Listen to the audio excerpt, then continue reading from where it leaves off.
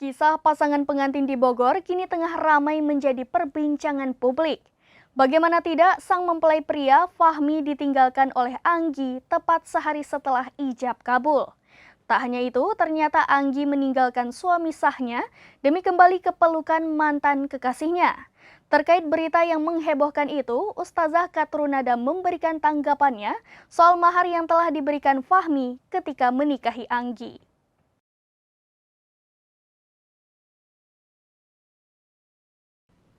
Kisah cinta Anggi Anggraini, pengantin baru asal Bogor yang kabur dari suami sehari setelah menikah menarik perhatian publik di Indonesia. Termasuk seorang ustazah bernama Kotrunada yang menjawab rasa penasaran khalayak soal mahar Anggi.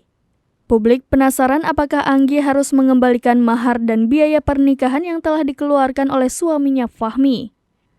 Hal itu lantaran Anggi mengkhianati cinta Fahmi yang telah menikahinya pada 25 Juni 2023 lalu.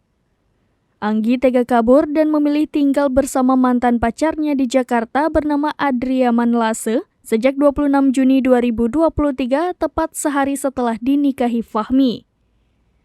Baru mengetahui fakta tersebut pada 8 Juli 2023, Fahmi mengambil langkah tegas.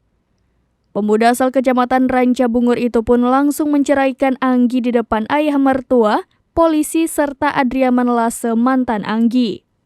Atas aksi yang dilakukan Fahmi tersebut, Ustazah Kotrunada langsung dibanjiri komentar dari netizen. Melansir tayangan kanal YouTube TV One News, Ustazah Kotrunada menganalisa apakah Anggi harus mengembalikan mahar yang telah diberikan Fahmi atau tidak, mengingat Anggi yang pergi meninggalkan Fahmi sehingga memicu talak.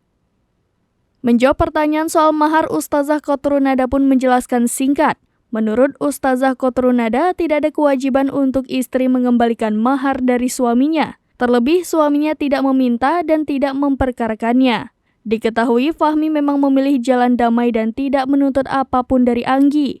Namun lanjut Ustazah Kotrunada, berbeda kasusnya jika sang istri belum melakukan hubungan suami istri dengan suami sahnya, apalagi sang suami memperkarakan terkait mahar.